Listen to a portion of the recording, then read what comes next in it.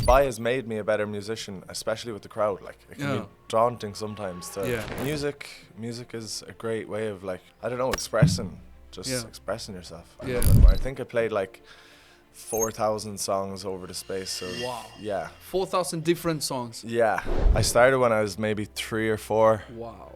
90% of the time you're not going to get a response, man. Like, I do it all the time, and it's just probably in their junk, you know, emails, or we're all in this for one thing. Spread love and music, man. Yes.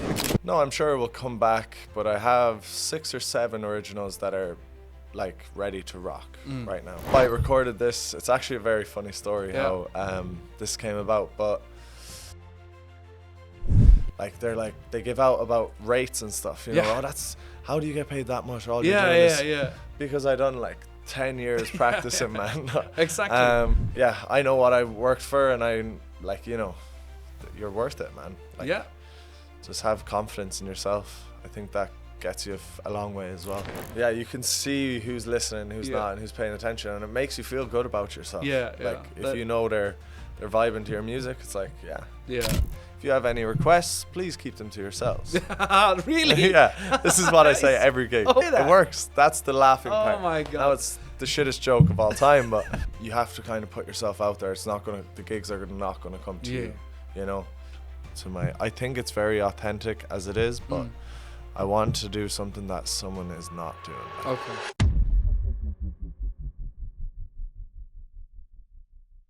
All right, Lee, welcome to the show. Thank you so much for having me. It's the first day that we're meeting. Yes, man. Yeah, it's good to finally meet you, man. Yeah, you too. Honestly, been a big fan of the podcast. Thank you. Thank you so much. And as a musician, actually. Thank you so much. You're one of those cool people, you know, cool musicians, because not many musicians pitch other musicians in their own venue. Exactly. Like, there's not many musicians do that. Yeah, well, I like to share the love, man. You know what I mean? Yeah. I obviously don't want you taking my gigs, but no, I like helping other people out. Thank you, man. I appreciate that. How long have you been in Dubai now? I have been in Dubai a year. Yeah, tomorrow. A year tomorrow. Okay. Yeah. Wow, that's good. It's been great, man. 1 year. Wow. 1 year. Yeah. Tomorrow. Wait, Friday. Tomorrow, Friday. No. Day after. Yeah. On Friday, I'm here a year. Great. How long you been doing music? Oh man. I started when I was maybe 3 or 4. Wow. Yeah. Just my whole life, really. I always was brought up around music. You know, my grandfather was a big influence on me. My uncles, my dad, everyone on my dad's side of the family is musical. Okay. And yeah, I was really inspired by them. I think I was the first musician in my family. Really? Yeah. Wow. Nobody. My dad hates it. Why? I have no idea. You have no idea. Because he wanted me to be a pharmacist. Okay. I did my studies, but after my masters, I was like, nope, done. You have to go for what you love, right? Yeah, exactly. And music is a great way of, like, I don't know, expressing yourself. I love it. That's true. When was your first paid gig? Do you remember that? My first paid gig? Yeah. I mean, yeah, you could say I was paid for that. So my auntie's wedding, I was 8 years old. Okay. I got paid like 20 euros at the time. Okay, and yeah, I was like, oh yeah, 20 euros, let's buy sweets. But I think that was like 8, 9, 10 was like, I was getting on stage with my uncle for like 3 songs. Okay. And like that was a payment in a way, I guess, you know, just to experience stage and everything that comes with it. That's very cool. You always wanted to be a musician, or you figured that out? Yes and no. I kind of, my dad was like a very good footballer. And like I wanted to be a footballer ever since I was born. Pretty much I was kicking a ball. Okay. And I went overseas I played like in the top division back home, the League of Ireland, all the way up, played at a pretty good standard. And then when it came to college, I was offered a scholarship in America, California, so went over there to play football and study. when I got over, I loved it. Like, it was just, we were drinking, partying all the time. It was good fun, met some great people, but I always had in the back of my mind, like, you know, I want to continue the music, and football, should I say. Yeah. Football was a big part, and it was just, I think over there the training is so intense, and I just got sick of it, to be honest. And I was like, I want to play music. So. Do you still play football? I still play football, Okay. yeah. Like, I enjoy it, but just not as much as I enjoy music. So for Lee, you as a musician, I see you playing guitar, you sing, you do looping. Try to. Yeah. Well, that was good. I watched the video last day that you were roaming around. Yeah, that was very cool.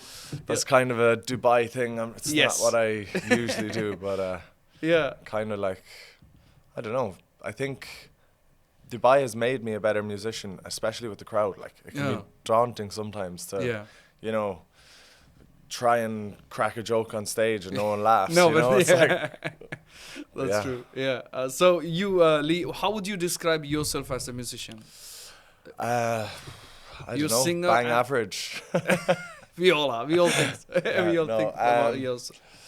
How do I describe myself? Are you first a singer and then a guitarist, or first a guitarist and then a singer? Oh, that's a great question. I don't. I think I always sung in the shower, and I love singing. Okay. But I don't think I could sing without my guitar. Yeah, I feel you. You get me? Yeah. Yeah. So it's kind of like they both come together. Yeah. You either have singing, or you have singing and guitar. Yeah. So, for me, I prefer to play and sing at the same time. So do you? How often do you sing at home? Because sometimes when I talk to musicians, once they take this up as a job, they start playing less at home for themselves. Absolutely, same at me. To be honest, I should practice more, man. But I'm just like, you do like 10 gigs a week, and you're like, put it away. Yeah. I don't want to see that guitar until Wednesday. Well, that's true. Very less. Unless if I have song request, I've noted which I don't know, and then the multiple venues ask for or guests ask for the same song, then I'm like, okay, maybe I should learn that. Yeah. Then I sit down and learn that. Yeah. Other than that, no. Same as me, man. Yeah.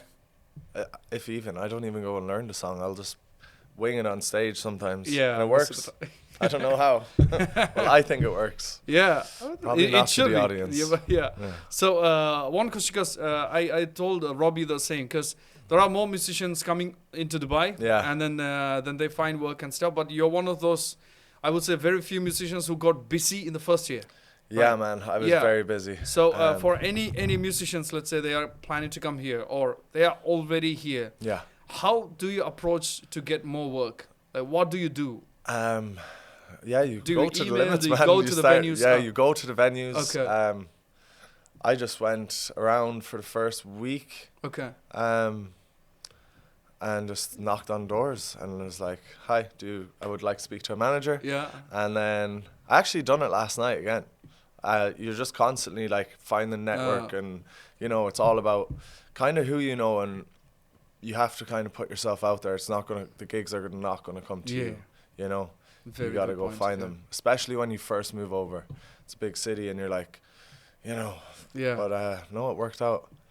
But I'm always like networking, trying to find new venues. Mm-hmm. Even if you are a really busy musician or you have no gigs, keep on networking. It's the best thing, especially in Dubai. But I would recommend it to anyone to come over. Yeah. There's a great music scene. Nowhere else in the world like this. That's so true. I think I've heard that from many who moves here. Yeah. And then even for me, I come from India.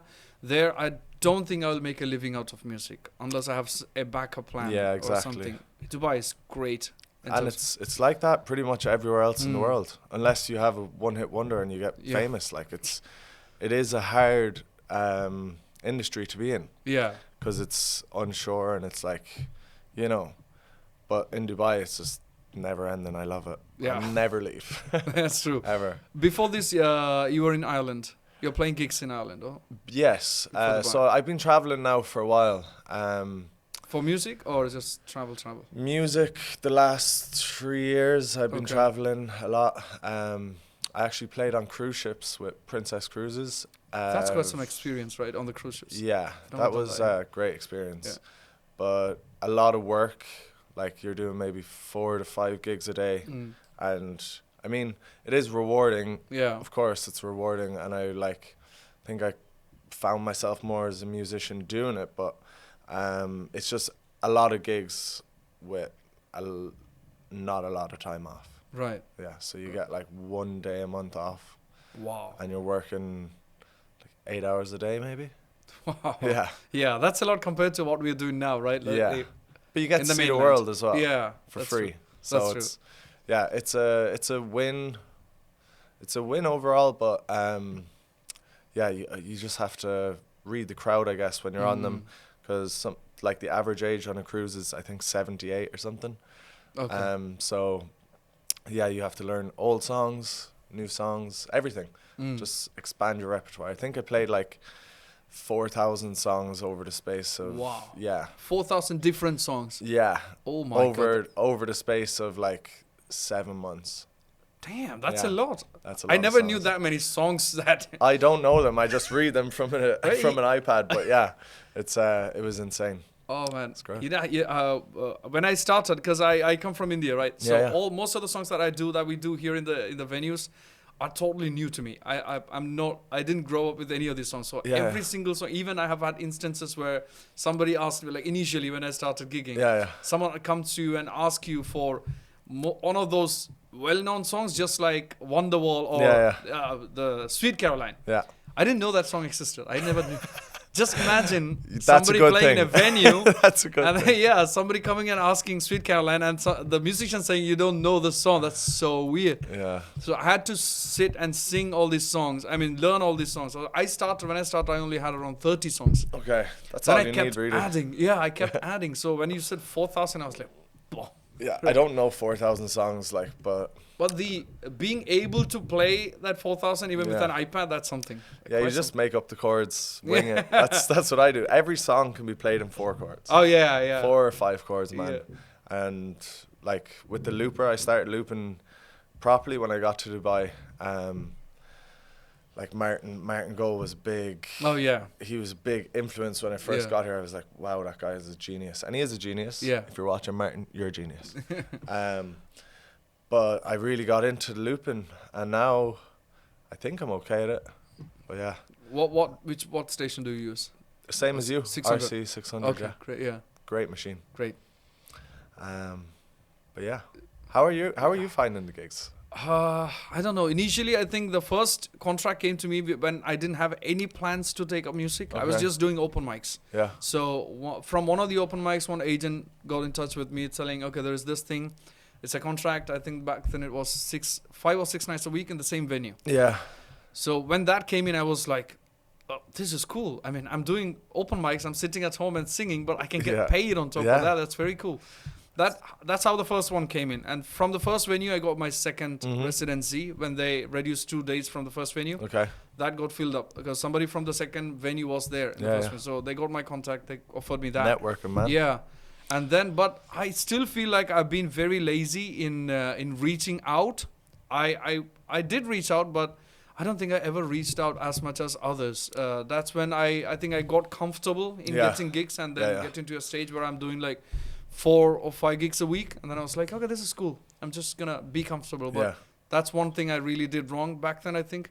Then I started realizing, no, you have to go to people because you need work. Exactly. Yeah. But yeah.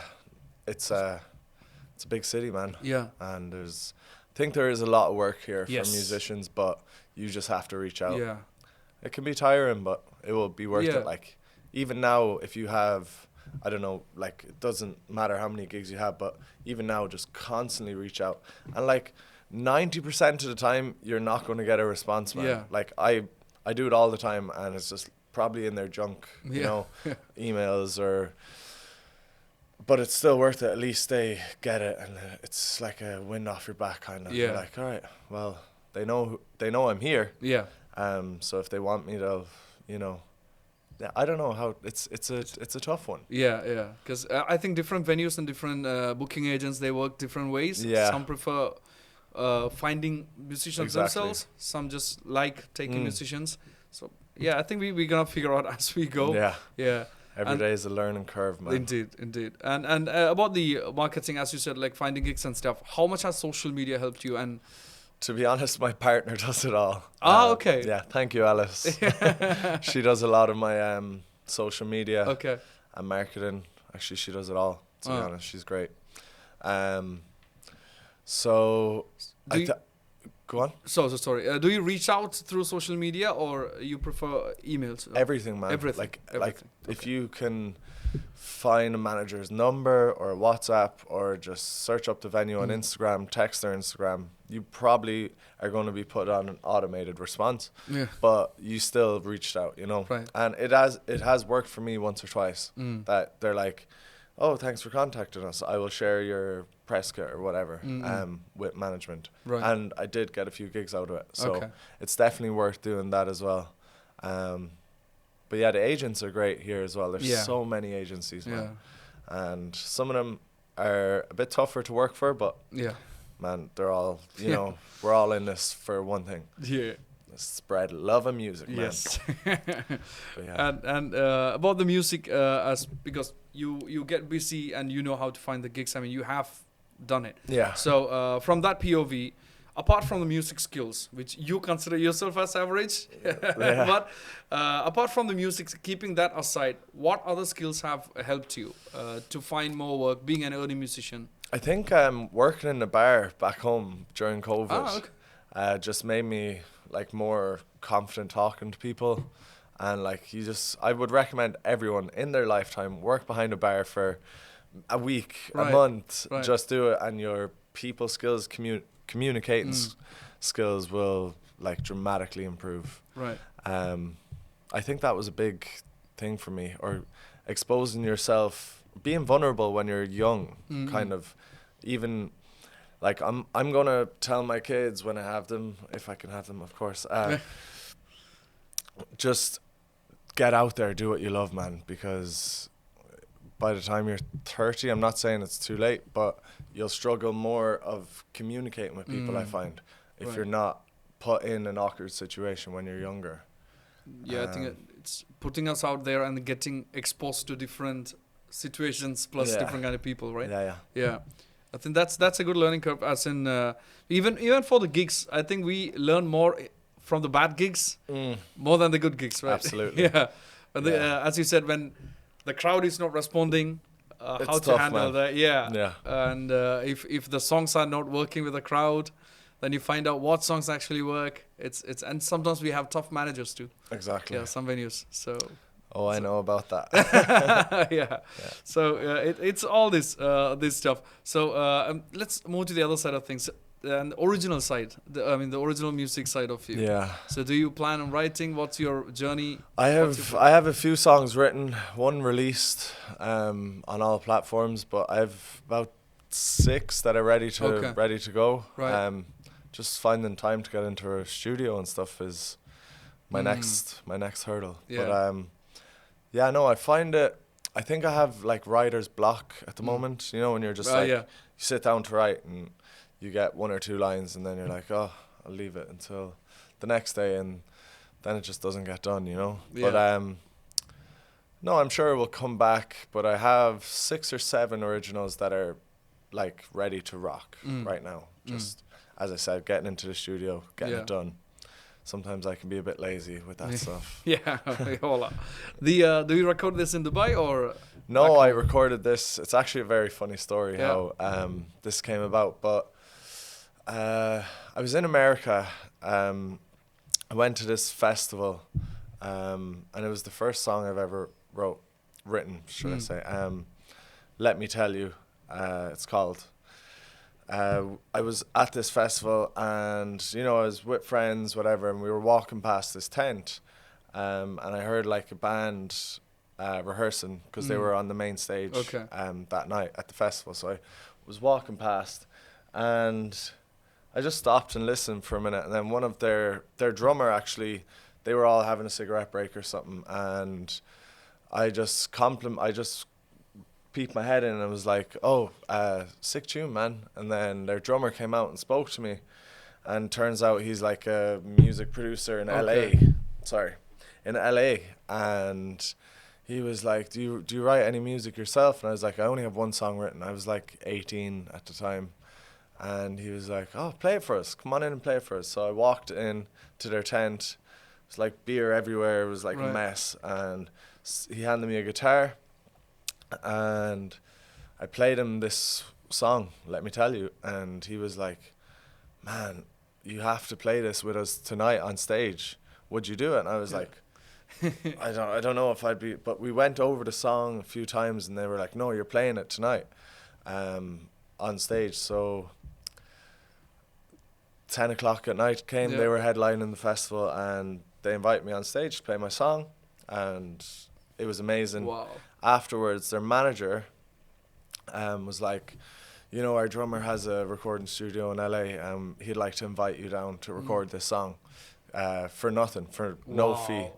So I was living in Northern California, so I took like a 12-hour journey down to Southern California and went to this guy's house. He put me up for like 5 days and we just worked on it for 5 days straight. And yeah, that's how that song came around. That was the first one? Yeah, that's the only one that I have professionally mastered and recorded. But yeah, I have, as I said, a few more coming up. How do you plan on recording it here, or have you found probably producers? In Dubai. Okay. We'll see, because I don't see myself leaving Dubai anytime soon. Yeah. Only for like a holiday or trip home or something. But yeah, I know a few guys that have a studio over here. It's just, again, finding the time. And yeah, it will come. It will come soon. Yeah. How do you like Dubai? What do you like about Dubai in the last 1 year? Everything. No, there's nothing bad I can say about this country. Just the people, man. Everyone's like, you know, chilled, and I know it's a big rush in the city, and but people like to see you succeeding over here. Whereas back home, it's like the minute you start doing well in anything, they're all like, "Oh, he's changed. He's, you know, he's this dude." They're so negative. I find not everyone, but it's just a big, it's a scandal back home. I really don't enjoy it. Now, I miss my family, I miss my friends, but just the country, Ireland, is not where I plan on living. You see yourself in Dubai for a long time now. Kareem is great as well. Just get anything delivered in seconds. That's true. Delivery is great here in Dubai. It is. Anything, So as for the, because you said you studied sound engineering. I did. Yeah. How much have that helped in your gigs practically? In my gigs, it helps a lot. Like you know your sound better than anyone, but it depends on the venue. Like, you know, it's hard to when you don't have a sound engineer with you and you're playing. You're trying to get a good stage sound and front of house, you know. So it does help, but I'm gonna use it more often because I don't actually use my degree really, just for my own stage sound, which no one else hears. But no, it's good to know like your frequencies and your lows and your highs and your mids, and everyone's is obviously different, but I think it does help. Right. So as for music and the guitar, were you trained or never self-taught? No, never both. Trained. Just brought up around music. So I always, like, my grandfather would buy me like loads of guitars all the time for birthdays and stuff, and it was always in my family. So I'd just pick up a guitar and like learn a chord at a time, and play that same chord for 5 months straight. And then 5 months after, I learned a new chord, and I was probably very annoying in the family home, but look, it paid off. It's a lot of hours of practice. How much time did it take for you to move a bit faster with the learning? As you maybe because for me, I think I got to a point where I know at least like those essential, as you said, the 4 or 5 chords. Yeah, yeah. The 5th one was the F. Yeah. Like the barcode. That was it. Yeah. So yeah. So once you get past that F, then you're like, okay, now I kind of play the guitar. Yeah. Well, how much time did that take for you? I actually In this pace. can't really remember. I did get guitar lessons then when I was a bit older, like 12 or 13. But I'd always be able to play like a G, a D, a C, F, A or E, whatever. While before that I was always, but it was just getting the, the strumming down and perfected kind of, and finger picking as well. That was a big thing. I never used to finger pick, but now I can. And my guitar teacher, he passed away like 5 years ago or 4 years ago, Paul O'Donoghue. He was an amazing man. He just would sit down with me, I think it was 2 hours a week, and just teach me the very basics, like this is your left hand, this is your right hand, strumming, everything. And it's the small things that count, I guess. No, I'm not like a fabulous guitar player, but I think I can hold a rhythm and a beat and whatever. But that was for maybe 2 years. I got guitar lessons, but never vocally trained. I wish I was, to be honest, because you see these vocally trained people and they sing properly, not out your nose. Like they're singing from in here. Yeah. We were having the same conversation with Robbie before about that, because I got a hard lesson when I got the vocal nodule. Have you ever had vocal nodule? No. Losing your voice?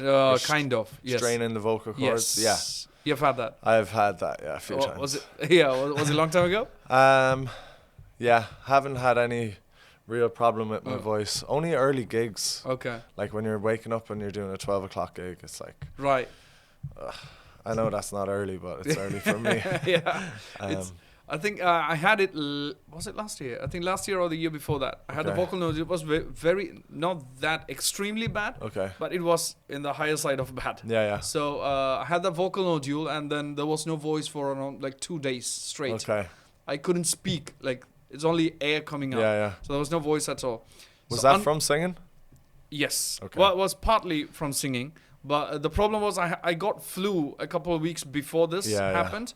And then I was coughing like crazy. I had throat infection and everything, but I did not stop gigs. Okay. I kept singing. Yeah, you need to take a break. I was like, I'm singing, that's cool. Sound's coming out, so everything's fine. Yeah. There's a bit of stress, but I'm like, okay, maybe it's normal when you have the throat infection. So I pushed it for a couple more weeks. Yeah. And then came a Saturday night brunch, which went wild. Yeah. So, and then I went all the Bon Jovi, all the screamy stuff, and then Sunday morning I woke up and then I had no voice. Saturday I could feel it, like it's not stress, but then I thought it's a heavy gig. Okay, I'm gonna get some sleep. Sunday morning I was like panicked. There was no voice, so I thought maybe by the afternoon it's gonna be okay. I drank a lot of water, warm water and stuff, but it's not coming back. Yeah. And then the next day, Monday came in, no coming back. And then I was like, no way, I'm done. And then I rushed to the doctor, and then he put that little camera in the mouth. Yeah. That thing, and then he showed me everything. So he told you got vocal nodule. And I said, what the fuck is a vocal nodule? So he said, you got the vocal cord. You need to stop singing for a week. Yeah. He's like, there is a small growth in between, so you cannot close your vocals properly. And that's when he explained to me the whole thing. So the problem, that what I was coming to was, until then, I was singing from a throat, like just like all of us. We never trained. I was not trained, so I didn't know the techniques, nothing. I was just singing from the throat, and it was stressful. Okay. So when you do that, and with the throat infection, this growth comes in. That's when he told me, like, you have to do the vocal warm-ups, vocal exercises, just like how you go to the gym. Yeah. Work out other muscles. Exactly. You need to take care of this. It's a warm-up. Yeah. So after that happened, then again, it took, I think, 1 week to get my voice completely back because I was taking meds and stuff. My falsetto still didn't come back. Falsetto took, I think, 3 months to come back. Insane. I was like, okay, now I need to change the way I sing because I don't have falsetto. I'm not going to get my falsetto back. So, but after 3 months, it came back. So then I started doing the vocal exercises and warm-ups. So what I was coming to was, because since from the POV of non-trained musicians, I got to know about this very in a hard way. In the hard way. Yeah. So, do you do any vocal warm-ups or exercises? Yes, all the time. No, I don't, to be You honest. Now, I don't know. I should, but like, I don't. But does it get stressful, or did you realize that you need to change your vocal technique? What I do is, if I have a gig, Yeah. early in the morning, I'll have to wake up at like 8 a.m. and like just start talking. So my girlfriend's probably like, stop wrecking my head, but okay. just talking, getting those vocals warm up. That acts as a vocal warm up. Yeah, but no, I really should. I should, but I don't. Have you ever checked the vocal techniques or anything out of curiosity? I have curiosity? done it when I was in like doing the the plays in school, like pantomimes and stuff in school.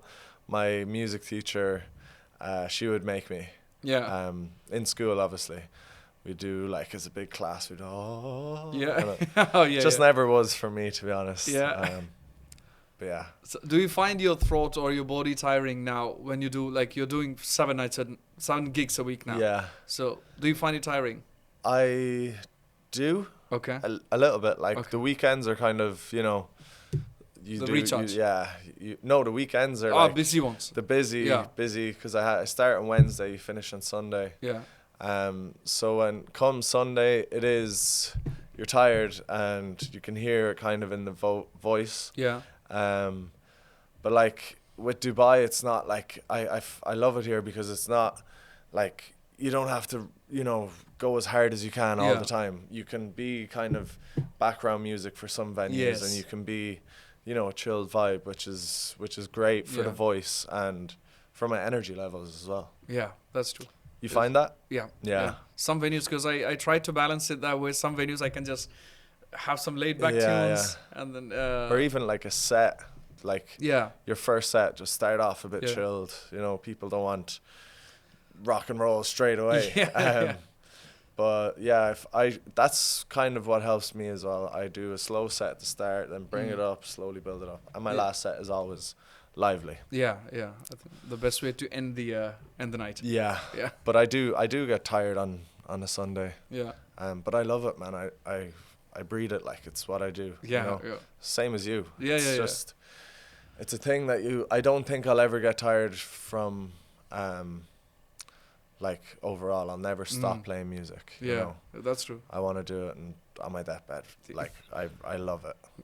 That's so true. It's I think the for everybody who's looking from outside, like who's not living the musician life, let's say for them it's like, okay, you're singing. I mean, it's cool, you're singing, but the things that go behind it, it's a lot more than just coming up on the stage and singing, right? The practice you did, the learning, the time you spent doing all this. Yeah. And people don't realize how much time, like they give out about rates and stuff, that's, how do you get paid that much? All you're doing is, because I done like 10 years practicing, man. Exactly. So it's like behind the scenes work doesn't get recognized, and look, let them bitch and moan all they want. I know what I worked for, and I like, you're worth it, man. Like, just have confidence in yourself. I think that gets you a long way as well. Yeah. Because without confidence, you're nothing, really.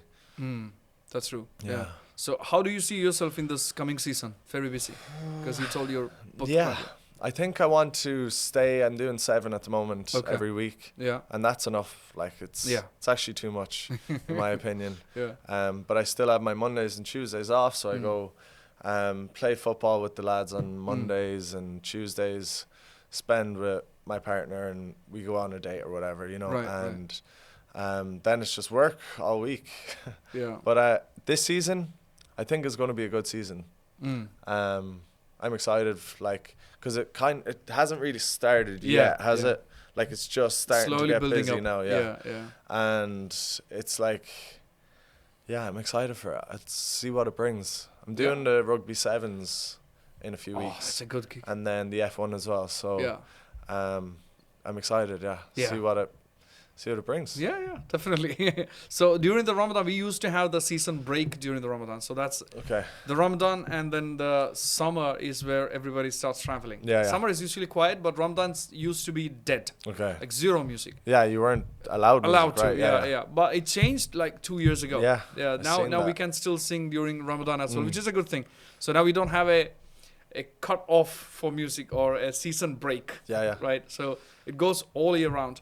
You came here. So how was your summer like? Busy.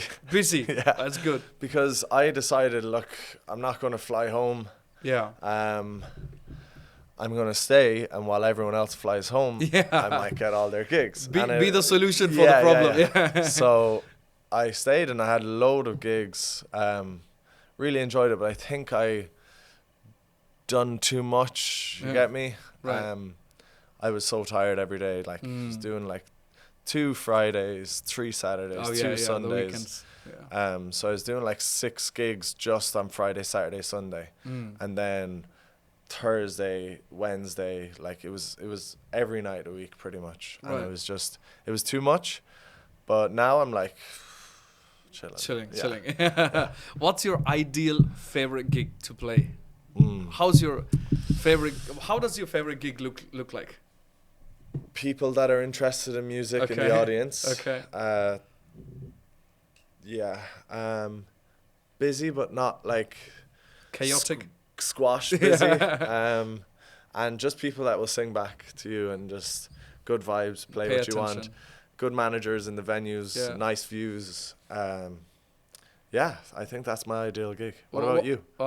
Pretty much the same. Yeah, I think pretty much the same. Yeah. I mean, we all enjoy having the crowd, when they actually listen. Yeah. Even if they nod or some reaction, right? Because we see that, right? Like we're on stage and you can see who's listening, who's not, and who's paying attention, and it makes you feel good about yourself. If you know they're vibing to your music, it's like Yeah. And also when the gigs where the requests come, and then you're like, yes, I know that. Yeah. Yes, I know that. I know that song. Yes.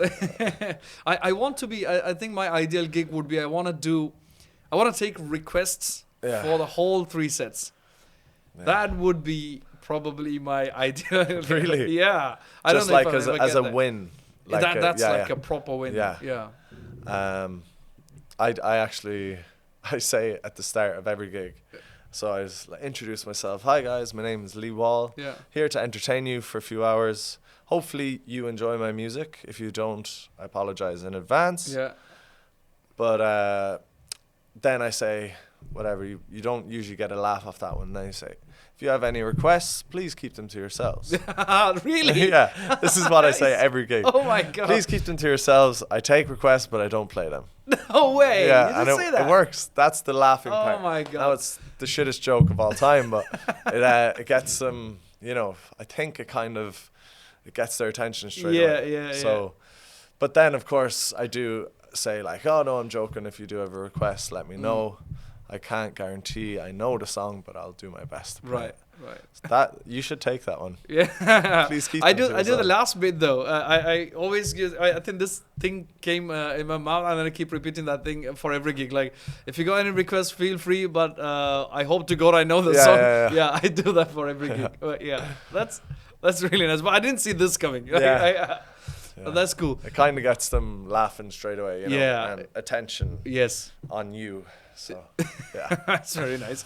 What was your most awkward gig experience? Probably back home, man. I do a Monday night in like one of the busiest pubs in where I'm from, like in Ennis. So I live 10 minutes from Ennis, County Clare, in Ireland. Okay. And I used to do a Monday night there, and it would be like 2 people at the bar, just 2 old people just sitting there. Mondays are like very quiet, right? Yeah, usually. Especially in Ireland. Okay.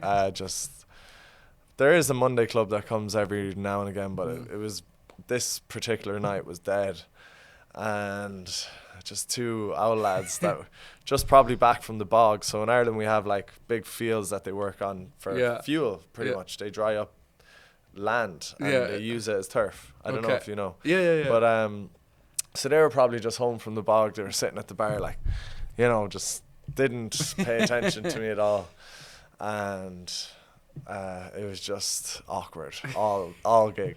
You're trying to talk to them, trying to get something out, but like 2 hours of just nothing.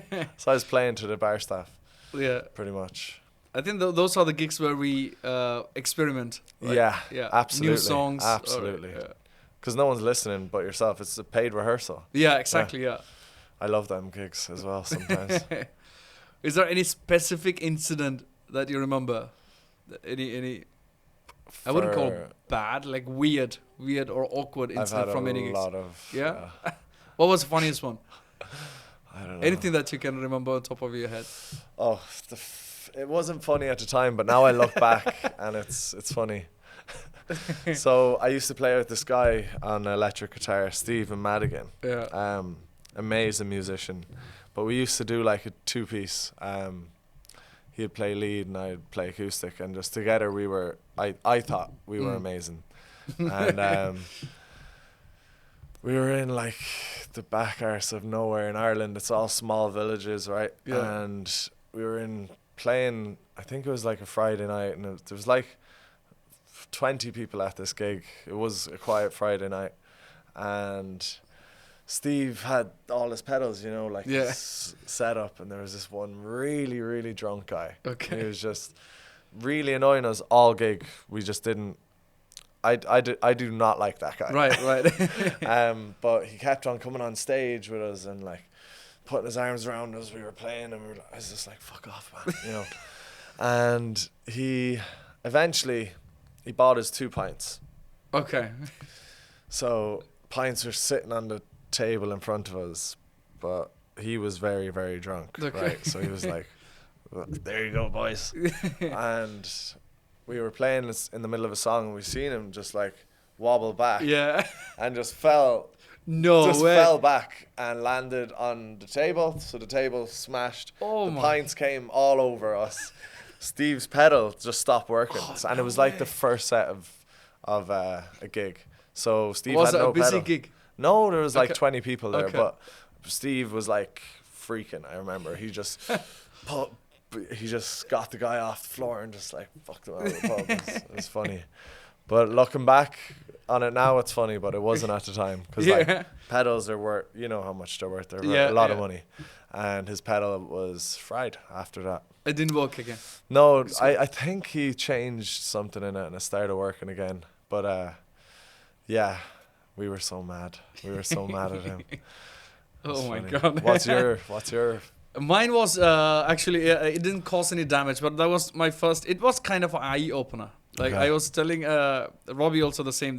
Was my first day of my first paid residency, and after 2 sets of, because I come from a open mic background, so in the open mic you're free to do any kind of songs. You doesn't have to be entertaining. Okay. You just have to do it good, right? So I used to love all these sad, mellow, slow songs. Yeah. And then this is my first day of the gig. I did my first set, second set.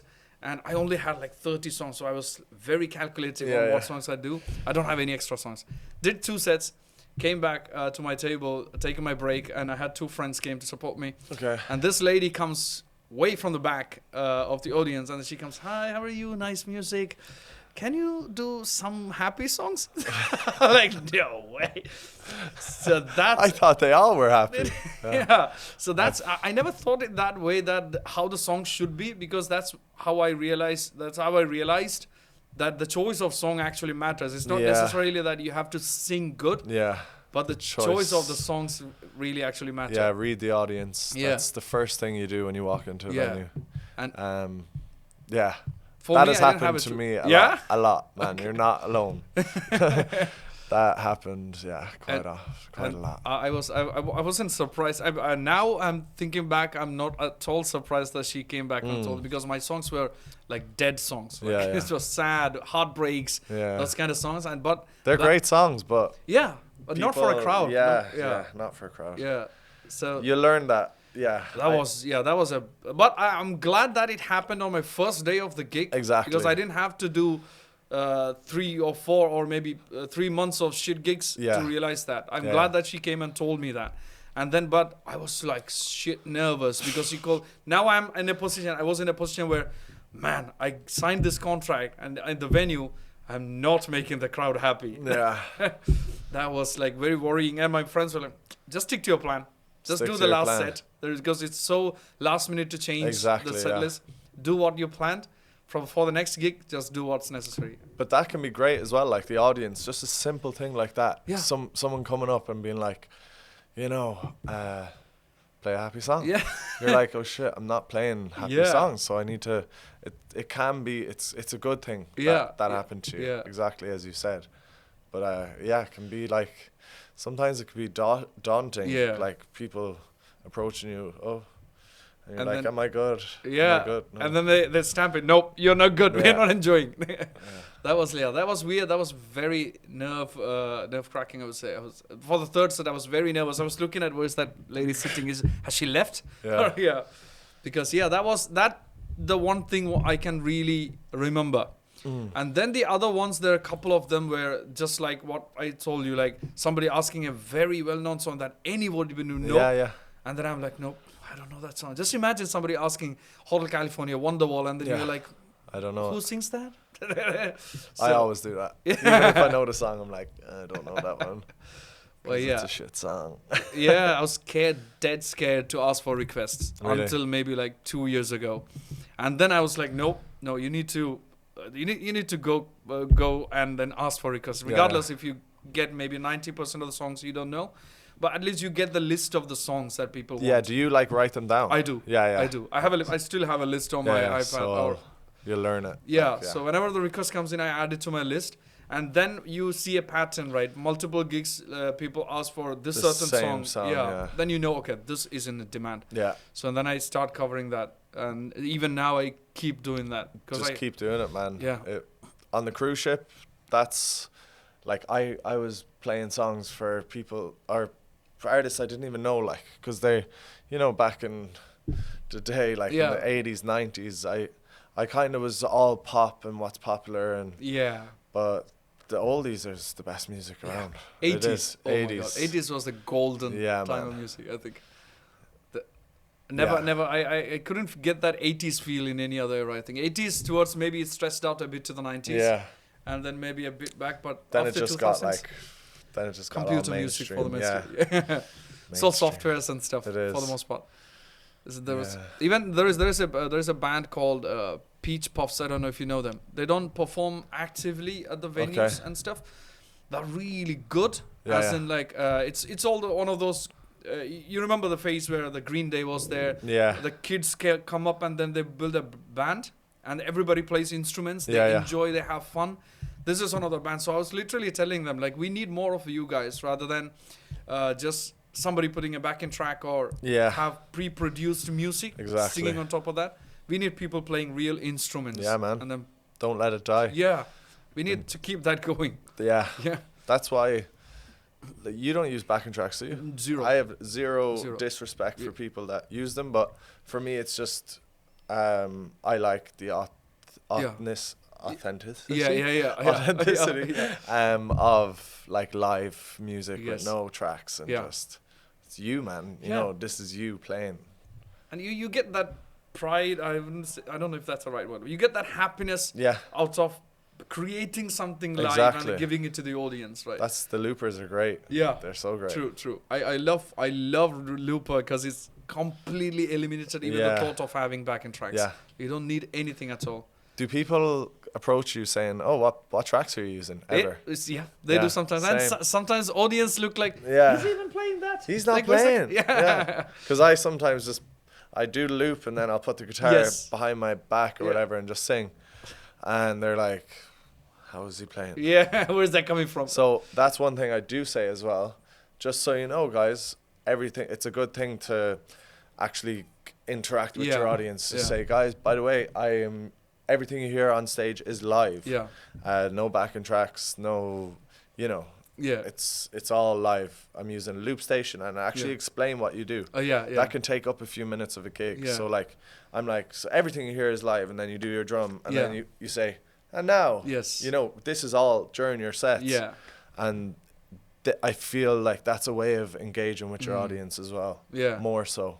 I think I started doing this only very recently, as in giving the demo. Yeah. But even telling them about the looping or completely, I mean, this is created live. Yeah. I think I started telling that maybe like in the last couple of months. That's it. Yeah. Until then, I never used to say anything. So what I do now is I do the first song. At least I get my sound right. Everything's good. After my first song, I tell them whatever you heard now and what we're gonna hear now is completely created live. There's no backing tracks.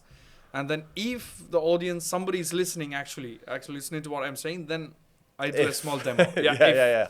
Then I do a small demo. Yeah, this is how I do, and then layer, blah blah blah. It's a very fun thing to do. I'm sure you enjoy that as well. I love it. It's a lot of fun to loop, and then you find that happiness. Like we have that songs that we started with a skeleton, just a foundation, and then after a couple of months, you have added a lot of layers to it, like improvise. Exactly. Yeah. What's your choice of music type of genre? I don't know if we should call it genre. Maybe genre or the type of music you like to play. Ooh. You enjoy playing. I love playing 80s. 80s. And like I love Michael Jackson, man. Oh, yeah. Like I just love his music. Yeah. Playing it.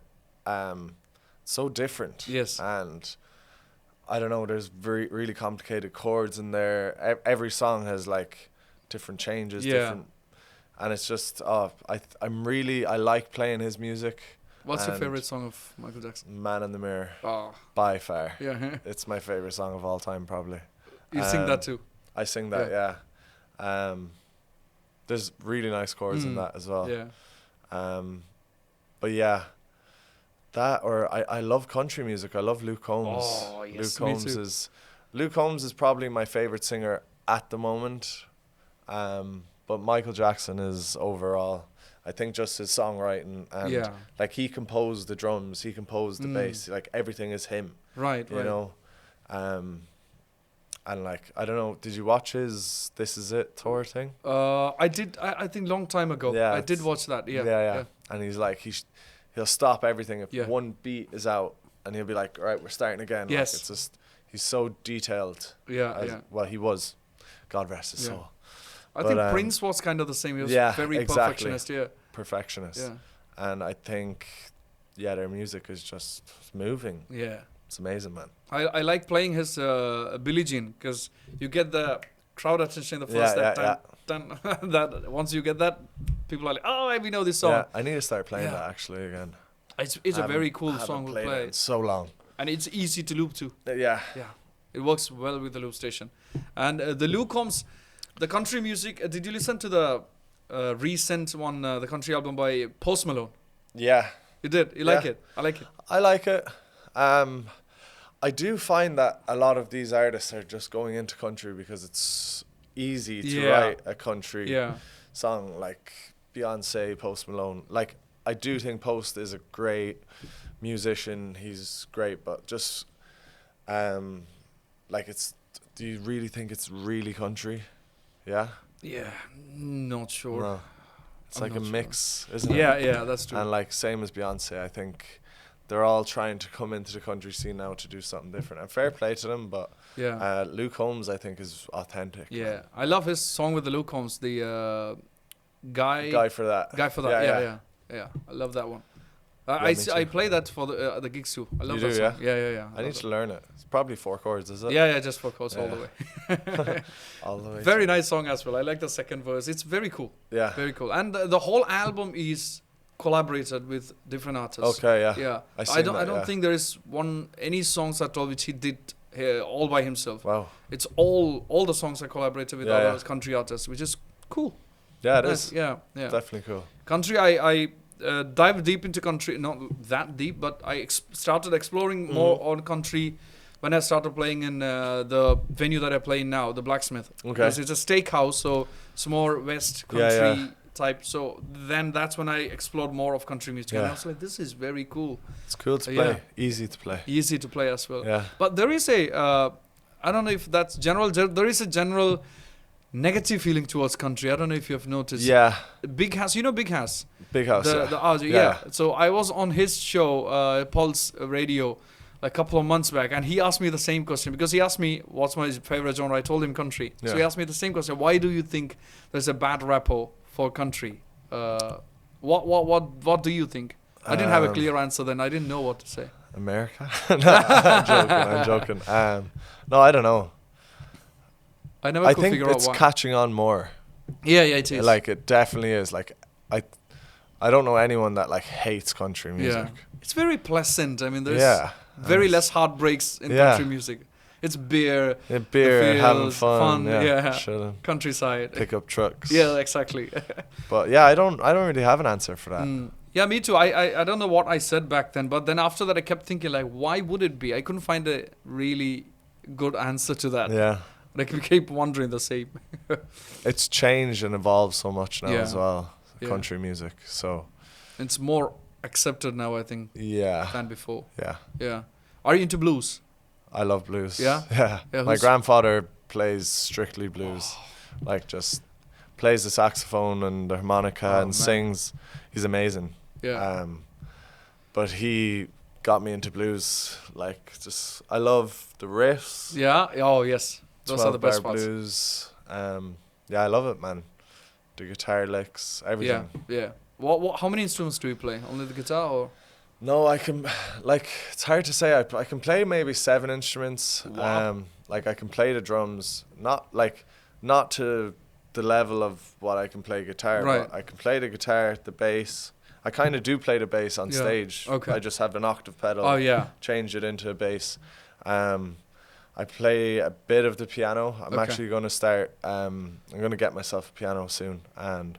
Are you planning to get it to the gigs for adding to the loops? I think I'll just, for now, practice more on the actual playing itself, and then eventually buy like a small piano that I can or keyboard that I can bring to the gigs as well, and introduce it to the looper. I think it would be cool. Yeah. Do the guitar and then just chords. Yes. Yeah, keys or whatever on top. It would be cool. But then I can play like the drums, the bass. Like the tin whistle, I don't know. In Ireland, so we have like a traditional whistle. Okay, I think I've seen that. Yeah. Play a bit of harmonica, and of course, singing is like an instrument in itself. Yeah. I always forget to say that, but yeah. Well, that's actually true. Nobody actually says that, right? No one says it. And my grandfather tried to get me playing sax as well, but didn't really work out with the saxophone. Okay. Yeah. Yeah. You? How many instruments do you play? Just the guitar. Just the guitar. I picked up guitar very late. I picked up guitar when I was 21. Okay. That's the first time I ever laid my hands on a guitar. Same as Luke Combs, 21. Oh, really? Yeah. I didn't know that. He didn't even know he could sing until he was 21. Wow. Yeah. I got that shocking, the singing thing from Benson Boone. Benson Boone when he went to the what is the show he went on, like America's Got Talent, or I don't know, one of those shows. Yeah, America's Got Talent. Yeah, I think. and he killed it, and then he told on the show that he literally found that he can sing a year back. Yeah, like, I actually seen that audition. Yeah, that's wild. Like, it's crazy. Some people just, it's not a cool thing to do when you're younger, is it? Yeah. Like, sing is like, I used to be not bullied in school because I just bullied him back, but no, I'm joking. But yeah, people would like, he's a singer, you know. Yeah. And now you're like, sorry, what? Yeah. I didn't catch that. Yeah. You're stuck at home. Yeah. In a factory. That's true. That's very true. Like I did I think I mentioned I did my master's in pharmacy. Yeah. And I was like, no. I would do music as long as I can. Like, as long as my health lets me do that. Yeah. I want to keep doing this. Recently, I had the thought, like, I think that was one question I want to run through you. Have you ever come across a point where you get tired of music or tired of singing mostly the same songs for most of the gigs? Yeah. You feel like it feels like just like another job. On stage at the time, sometimes. Yeah. Sometimes when people are not listening and it's just like really dead, and you're just like, oh my god, what am I doing here? Why am I even playing music? And then the gig's finished and you're like, no, this is why, because I love it. Yes. And you just have to snap yourself out of it, really, you know, because I guess it's just our heads talking to us. Yeah, for me, I think when I think I told you when I got comfortable with things, Yeah. and then I stopped pushing myself. I think that's when I also started feeling like this more like a job, because I didn't add much new songs or many new songs. So you're just getting bored and Yes. So and then I think 2 years ago, and I was like, okay, maybe I should. Then when I started actively adding new songs, like this week, okay, I'm gonna add 3 songs. Next week, I'm gonna add 4 songs. And then that thrill came back, doing something new on the stage, getting back, okay, tomorrow I'm going to try this new song. Exactly. And then it felt like, so before that, I think during this space when I was comfortable, I was like, I mean, I was going to do pharmacy, but I took music, but this is not fun too. Like I'd go to that stage, and then when I realized like, why is it not fun anymore? Yeah. And then it was because I was not pushing myself. Exactly, man. I just got too comfortable. Yeah. So I think learning more songs, you keep doing this. If that's the case, and I even kept telling my friends like, man, this is getting boring. I don't want to do this for long. I literally told, most of my friends could agree to that. Like I told them, like, I don't want to do this for long. I don't feel like it anymore.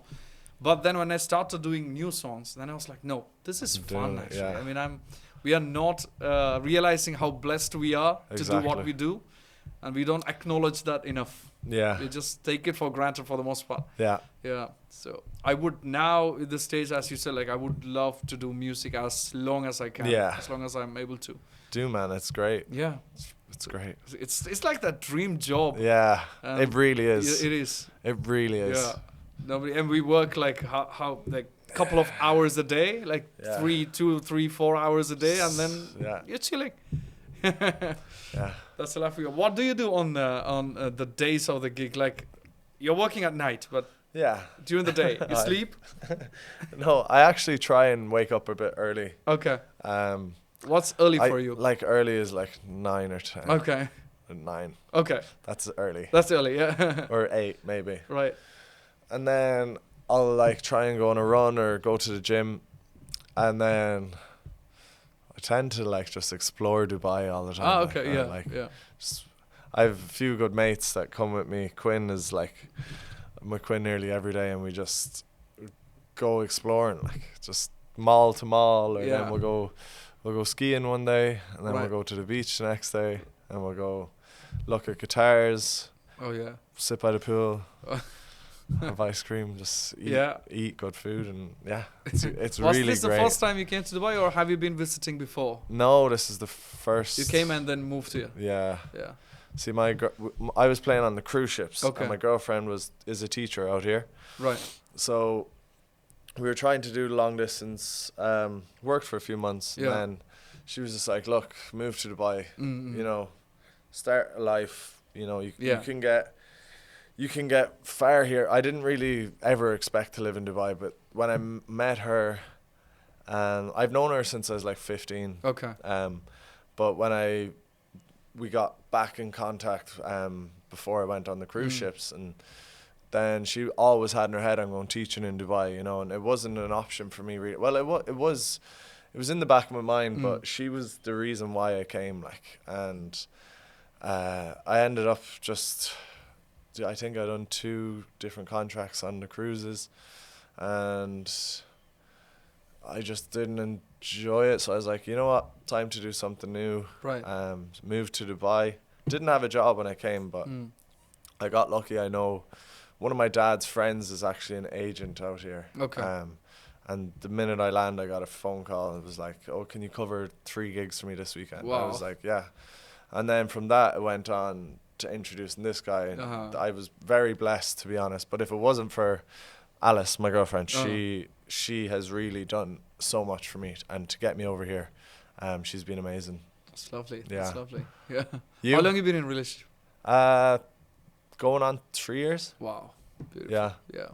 Me, I like to. I'm gonna be here for, like as you said. Yeah. Like I'm gonna be here for a while. I came here in first time I think 2015. Okay. And then I actually didn't come here for music. So after I did my masters, my family has business in Saudi. So I was born in Saudi as well. Okay.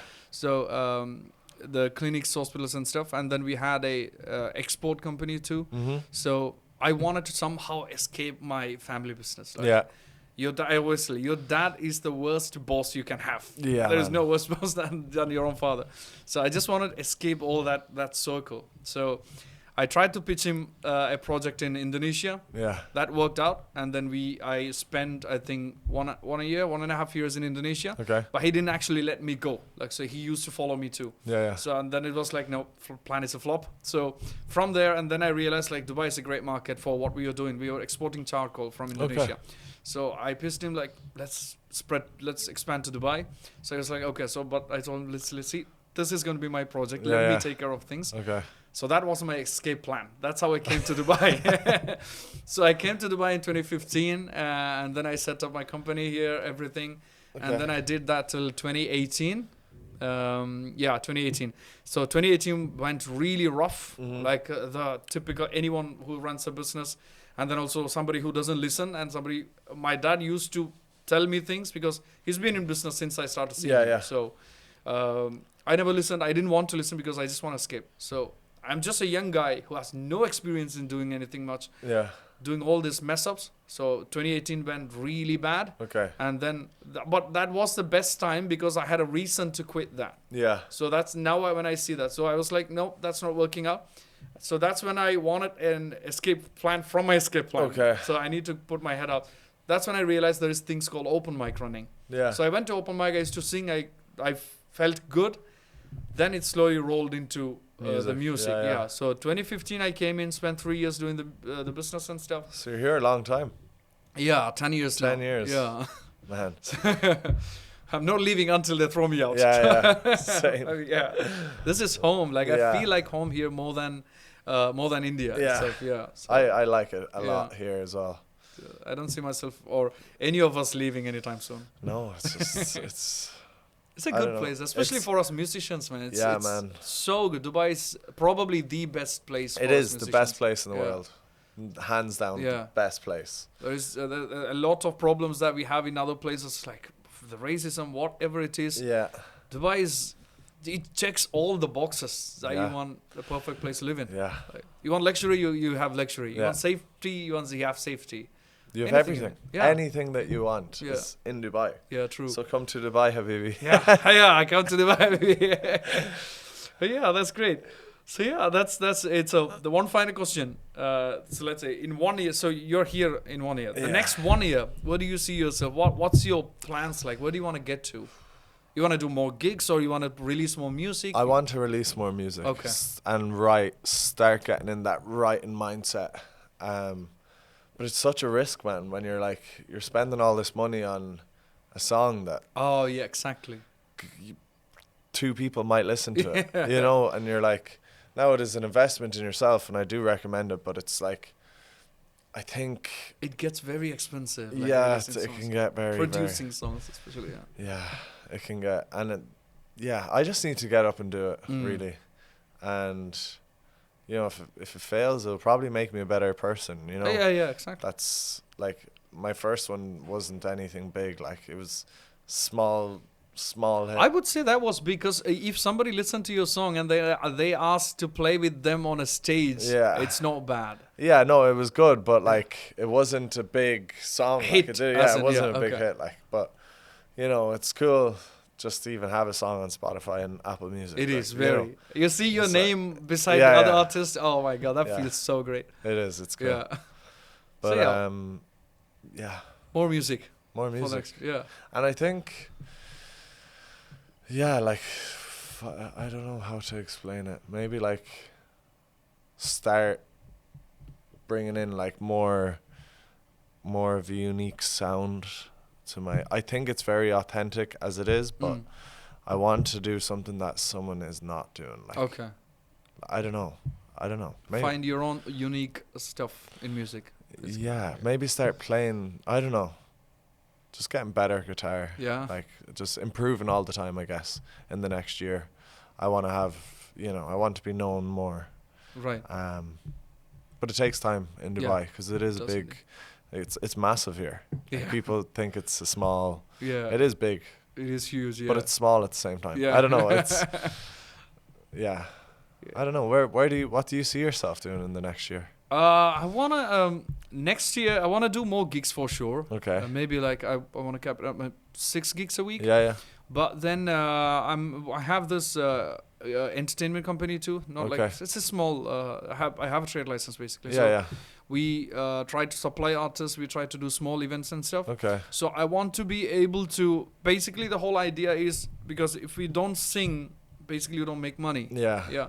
So I want to be able to. If I need to take some time off, I want to be able to do that. Yeah. So I need a backup system so that if I feel like okay, I need to take a 2 months off doing nothing. Absolutely. Yeah, I need a system that runs and then have a team and then stuff. Yeah. So for the next 1 year, that would be my goal to build something up on top of my music because I don't see myself stop doing music. Yeah. Because I get that we all get that high being on the stage and then singing to a crowd. I want to enjoy it. I want to choose gigs for the first time, not just because of the money. Yeah. But because specific, okay, that would be very cool gig to do. Yeah. You pay me half of the thing, I don't give a shit. Yeah. I'll still do it. Yeah. So I want to be able to get there, I would say. I think that for the next 1 year, that would be my main thing. Because I lost a lot of cool gigs because I got paid for much better for other gigs. So I had to let go of the cool gig because they didn't pay me. It's all a business, man. Yeah. It's friendships and business. Exactly. They don't. Yeah, you have to. Yeah, you have to do your business side as well. Yeah. I figured that out quickly here. But that's something I'm looking to for the next 1 year. And then once that's done, then choosing the gigs I want to do, choosing the gigs that I don't want to do. Yeah. Just basically having fun. Just have fun, man. Yeah. And original music, I released one, which was like 2019. Okay. I actually re-released it last year because I took it down because I thought that song was not good. Okay. I went that far, took everything down, and then released it again. Okay. Because I wanted that milestone to be there. Yeah. So, and then, I don't know about original music. I keep telling everybody, and I don't know if I'm a good songwriter.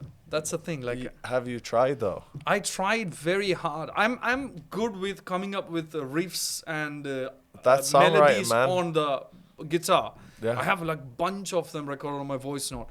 The problem that I have is writing lines for that. Yeah. That's where I find very difficult. So it's writer's fog. Yeah. I have the same at the moment, but it comes and goes. I think I still need to keep pushing. Yeah, just keep trying, man. Yeah. Because when you do get something that's you think sounds amazing and other people actually say it's amazing, you're like, fuck yeah, man. Yeah. they like this. Like it's a really cool feeling.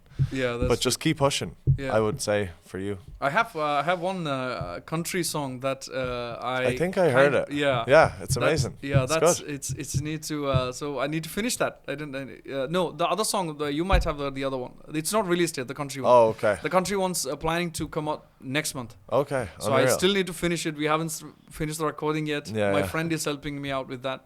Okay. Because I don't want to spend too much money on that, so he's helping me out. So, because I one thing for the love of country, second thing I just wanted to experiment something different. New, yeah. So I really don't know how that's gonna turn out, but yeah, I announced it for November because there has to be a deadline. Yeah. Or else I'm not gonna get it done. Yeah, of course. So I'm like, whatever happens, November it's going out. Whatever happens, happens. Yeah. So let's see. Yeah, that's me for the next 1 year, I think. Cool, man. Yeah. So yeah. But yeah, thank you so much, bro, for being on the show. It's finally good to meet you finally in person. It's been a long time. Yeah, I've been planning to come for your gig on Saturdays because that's when I'm free.